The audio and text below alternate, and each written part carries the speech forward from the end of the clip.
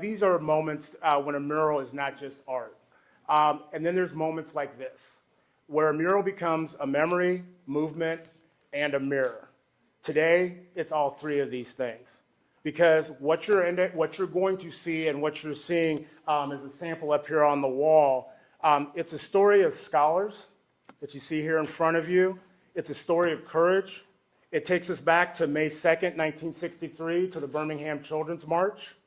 For some, many will say that's a history lesson. Over 1,000 young people ended up leaving a classroom, not because they didn't value their education, but because they understood what their education should be about. This didn't happen alone. Nothing meaningful ever does. And as we thought about where this piece should live, many places made sense. One place always felt right, and that was the Lincoln City Libraries.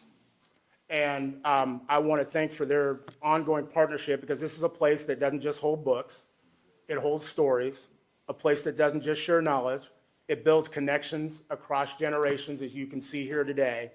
It's a place that for nearly a decade has walked alongside the rally, sometimes leading, sometimes supporting, but you have always believed. And that when we lead with audacity, anything can be possible, even a mural being hung up in a library.